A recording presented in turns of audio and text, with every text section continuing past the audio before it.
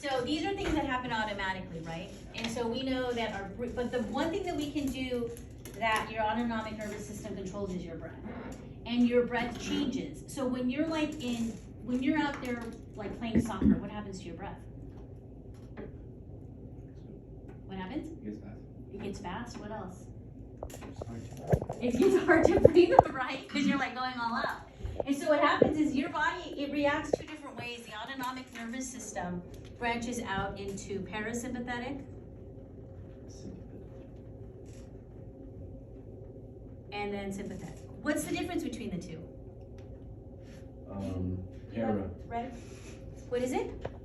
The para? Para. Okay, I cool. like that. I love that. So what does the para mean? The parasympathetic system. Para's one? No, uni's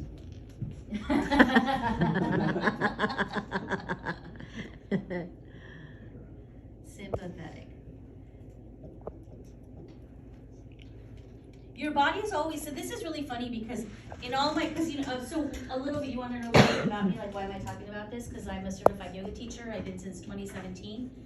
I'm a 500-hour pending yoga teacher. So I did my 200 hours and then I just did another 300 last year and it's pending right now.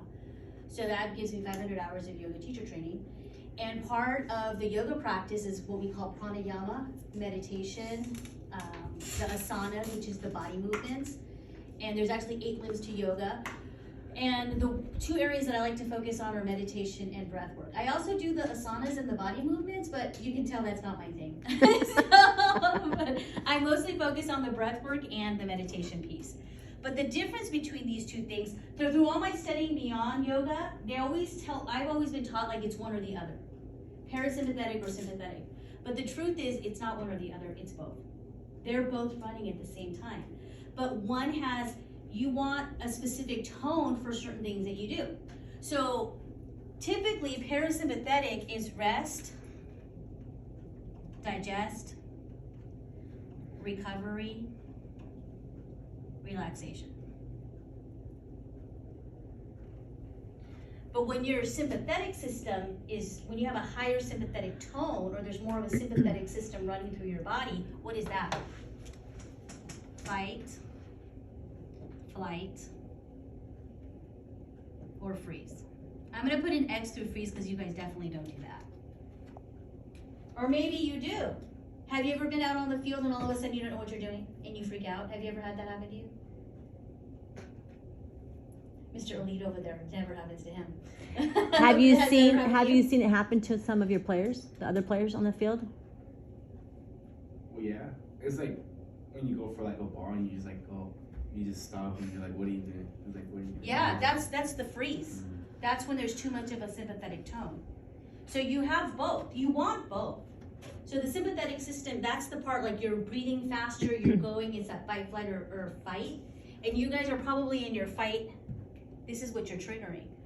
But is it good to also have a parasympathetic tone? Well, maybe not when you're playing, but if you have that freeze moment where you hit the ball or the ball comes at you and you freeze and you don't know what to do, taking a breath in that moment, one breath, can help give you more of that parasympathetic tone, just enough to make you more resourceful. Have you ever noticed, like when people are out of control, what do we tell them to do? Breathe. We tell them to breathe. Because that's the one tool, that's the one thing that you can immediately change your state. Hi guys, I'm so glad you made it. Power leg. Oh, that's okay. We figure these 3 guys have nicknames. If we give you nicknames, will we be on time too? Yes. I'm just teasing you, it's okay. What's your name? I'm Colin. Colin? Yes. Yeah, it's all right, you're new though. What's your name? Ken. Ken? Yeah. K-E-N? N. N. I like the 2 N's. Oh, Ken N and N. K-E-N-N. I Okay. like the 2 N's. You like the 2 N's? I like the 2 N's too, Ken. So do you like the elongated N at the end? No? It's a silent N. It's a silent N. I like that. The silent N. The 2 N's with the silent N. So, Jazz, do you want to recap what we've talked about so far? We talked about the 2 types of systems in your body.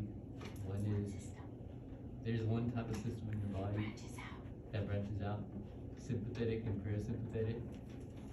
Sympathetic is like fight, flight, or freeze, which means like when you're on the field and all of a sudden you get the ball and you don't know what to do.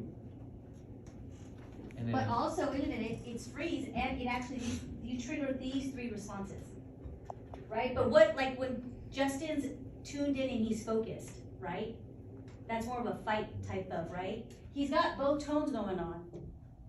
When he passes the ball, when you pass the ball to a team member, and you're thinking strategy, you have both tones in action. Does that make sense? So they're both activated. Sometimes you want one more activated than the other, and then sometimes you want the other one more activated. All right, so keep going. I'm sorry, I didn't interrupt you. Go ahead.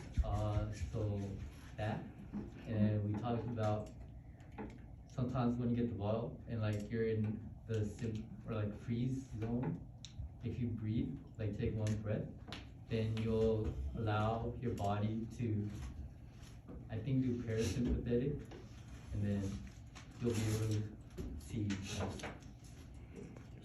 You're able to be more resourceful, right? Yeah. What does it mean to be resourceful? Breathing. Breathe, and you're able to strategize. Because what happens is when you're in the sympathetic system, you're in that fight, flight, or freeze. You're gonna go automatic. When you're in the parasympathetic system, that puts you in the front part of the brain called the prefrontal cortex. That puts you in the executive function of the brain. Now you have control. Is it important to have control when you're out in the field? Yeah. Absolutely. Is it important to be able to see everything around you and to be more alert and aware of what's going on around you? And one of the ways that you can do that is by breathing. So, 4 benefits. Are you all athletes? Could we all say you're athletes? Yes. Yeah, okay, cool. That was almost like a, I can't even think right now. See, I'm going more to my sympathetic side. I can call it out, it's okay. So, Jackie asked me to come up here and teach you a little bit about breath work. Is that okay? Yeah. Very cool.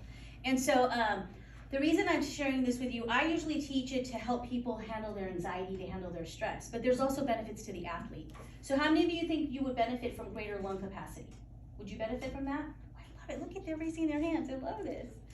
How many of you would actually, it would be helpful if you had better posture? Yeah, okay, cool. So you sit straight up, okay, cool. I like that. How about, you mentioned like you're tired, right? How about better, faster recovery from when you're playing all out? Would that help you as well? Mm. How many of you have a hard time sleeping? Or you guys are boys. Oh, you have a hard time sleeping? Yeah, a little bit. Really? Oh, cool. Breathwork will help you with that too. Okay. All right, cool. So, 4 benefits to the athlete. Are you ready? I'm gonna write these down for you. Oh, go get some pencils so they can write in the back. Raises alertness. Number 1.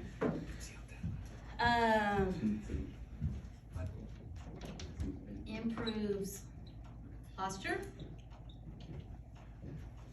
What effect does posture have when you're breathing?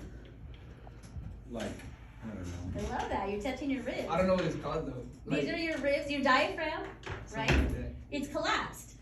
And usually when people are stressed, what's their physiology like? What is their body like when people are stressed? You see them around, right? How do they sit? When people are stressed, how do they sit? Yeah, just like that. Great job, Jazz. Their body's constricted, their shoulders are hunched over. So your physiology, how you move, has a huge effect on your thinking, your mind, body, and spirit. All of it's all connected. And you can change that with your breath. So you can raise your alertness, improve posture, you can increase your recovery.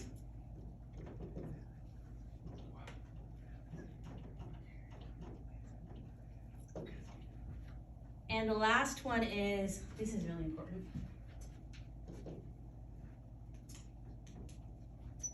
What's O2 stand for? Oxygen. Oxygen. Okay. Improves oxygen A+. utilization. I thought it was Nerd, bro. I was close. I thought it was like Ain't H2O. supposed to know that, Like bro. water. H2O. H2 is water. That's 2 I got hydrogen, 1 confused. I got oxygen. confused. 'Cause I see the O2 and I think. So improves oxygen utilization, increases recovery, improves posture, and raises. So, you say you had a water. So, you ready for some breathing? Okay, so typically, where does the power of the breath come from? Your lungs. Where? You think it's from the lungs. I love that you said the lungs. The brain. The brain. Okay, what else? I Heart. love this conversation. The heart. Okay. The Say again? heart. Cause like the heart, if the heart doesn't beat, you don't live, bro. If your mind doesn't work, you ain't gonna live either, bro. Are you? So you missed the conversation of the autonomic nervous system. So there's things that happen in the body naturally that we don't even think about, right? So like our digestion, our heartbeat, how we sweat. That's part of the autonomic nervous system. We don't have control over that. The one thing though that the autonomic nervous system does control, that you can control, is your breath.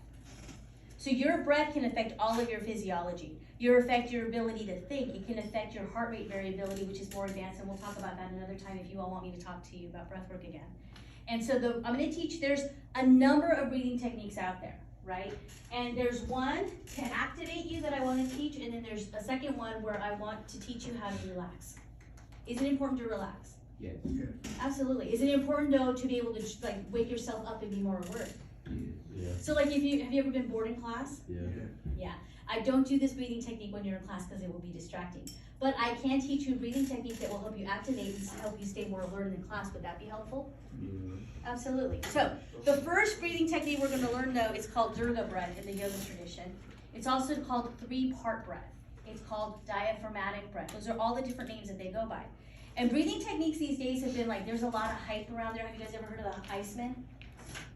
You never heard of the Iceman? Really? Oh. You heard of him? Tell me about him. He can like. Not the superhero, the Iceman, but Yeah, no, like the guy who can like, what's it called?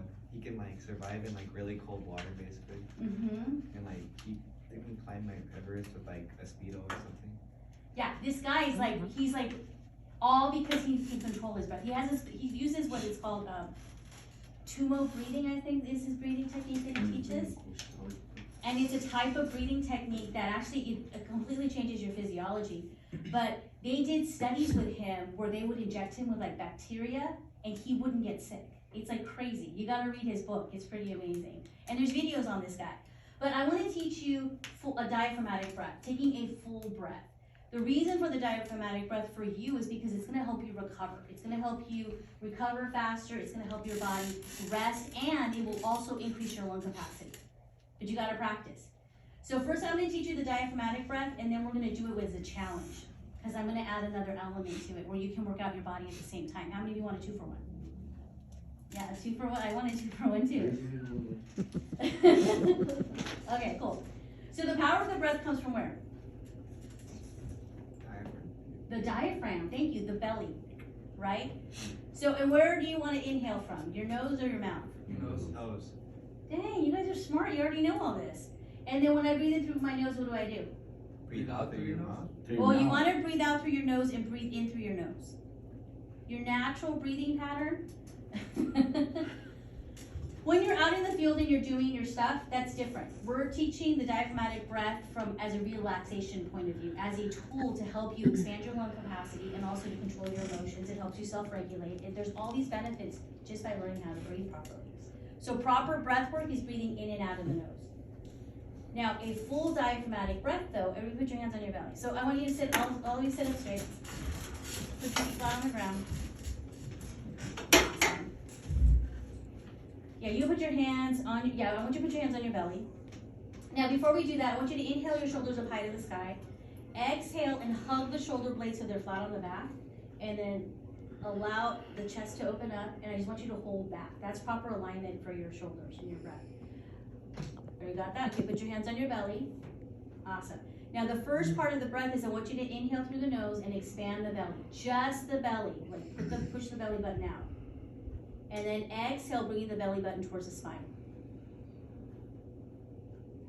Inhale, expanding the belly, pushing your hands out, and then exhale, bringing the belly button towards the spine. That's just one part of the breath. All right, so do that again. Inhale through the nose, expanding the belly like you're expanding a balloon. Slowly exhale, bringing the belly button towards the spine. What happened over here? What happened over here? He's gonna push the part out. How was that for you? Good. It was good? Okay, cool. So that's just the first part, right? So I want you to go ahead and relax. Relax the bottoms of the feet. Feel the 4 corners of the feet just grounded to the floor. There you go. What you did. Sit up straight. Stack one vertebrae on top of the other. Elongate the spine. That's good. That means you're letting some stuff go. Elongate the spine. Inhale the shoulders up high to the sky. Exhale, hug the shoulder blades so they're flat on the back. Just allow the shoulders to relax. There you go. Bringing the hands on the belly. I want you to soften your gaze or close your eyes, whatever's most comfortable to you. And we're gonna do this for a minute. So I want you to inhale through the nose, expanding the belly. 3, 2, 1. Exhale. 4, 3, 2, 1. Just engaging the belly. Inhale, expanding the belly. Pushing the hands out. Slowly bringing the belly button towards the spine. Inhale, expanding the belly. Exhale, bringing the belly button towards the spine. Just simply engaging, interacting with the belly. Expanding, inhale. Slowly exhale. Inhale. Slowly exhale. I'm going to go back to your natural breathing pattern. All right, we're gonna go around the room. One word, what does that feel like? Calming? Okay, one word. Awkward. What was it? Awkward. Awkward? Okay, good. That's a good word. How about for you? One word. I hope I was doing it right. So, Okay, somewhat relaxing, yeah. relaxing, okay, awesome. Yeah, clear. Clear, okay, awesome. Relax. Relax, okay. How about for you? Tired. Tiring, okay. You're doing the other two. Pulse. So now we're gonna add another part, because this is 3-part breath. Saying you're only engaging the diaphragm at this point. We want a full diaphragmatic breath, meaning we want the breath to come all the way to the top of the lungs. So in this next part, you're gonna expand the belly, and then you're gonna relax and expand the rib cage. And you're not, I mean, it's not like you can like expand the rib cage, right? Just visualize the expansion of the rib cage and bringing the breath up. Got it? And then we're gonna do this for a full 2 minutes, and then I'm gonna guide you into bringing the breath all the way to the top of the lungs, through the heart center to the top of the lungs. And then you're gonna release from the top of the lungs, relaxing the rib cage and bringing the belly button towards the spine.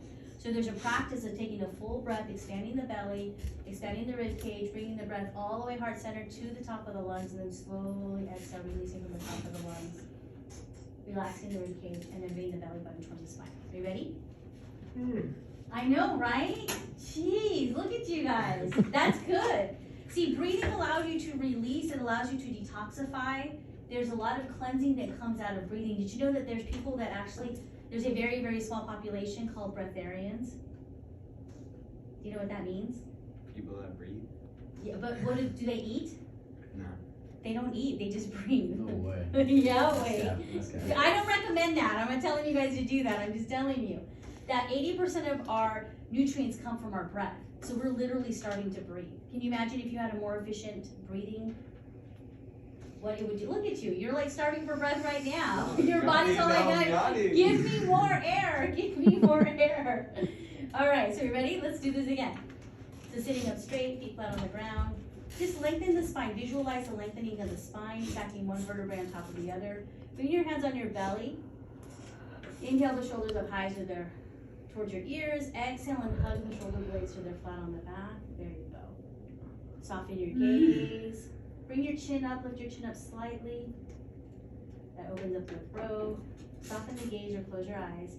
And slowly begin to inhale through the nose, expanding the belly, expanding the rib cage, bringing the breath through heart center all the way to the top of the lungs. And slowly exhale, releasing from the top of the lungs, relaxing the rib cage, and bringing the belly button towards the spine. Nice big inhale through the nose, expanding the belly, the rib cage, through heart center, all the way to the top of the lungs. Slowly releasing from the top of the lungs, relaxing the rib cage, bringing the belly button towards the spine. And go ahead, continue breathing on your own with that 3-part breath, expanding the belly, the rib cage, all the way to the top of the lungs, and then slowly exhale through the nose, releasing the breath from the top of the lungs, through heart center, relaxing the rib cage, and bringing the belly button towards the spine.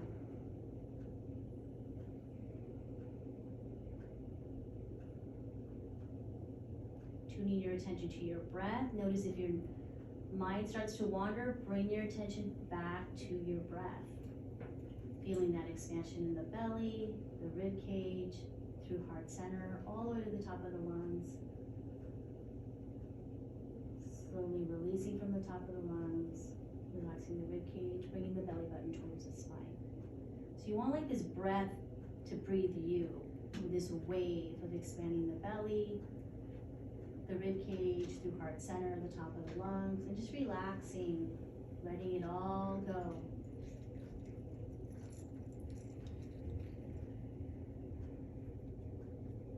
We're halfway there, just continuing to breathe. That full diaphragmatic breath, that expansion of the belly, the rib cage, through heart center, the top of the lungs. Slowly releasing.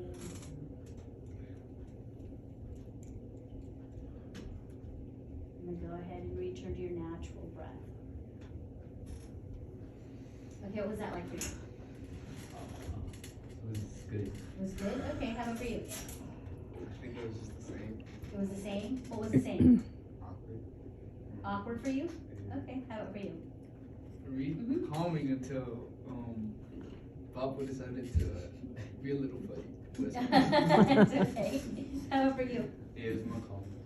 Calming, okay. And for you, Papo? More common as well. And I felt it like easy to breathe. Like I felt it like here, you know, Oh, nice. In your chest? Yeah. Very cool. How about for you? relaxing. Relaxing? Yeah. And the full diaphragmatic breath, the purpose is to relax. There you go, right there. With Mr. Yawning over here. I'm just tired. That's good though. The breathing will help you relax even more and it'll help you more in your recovery. So you ready for the challenge piece to this? Like, is everybody up against the wall? Not like that.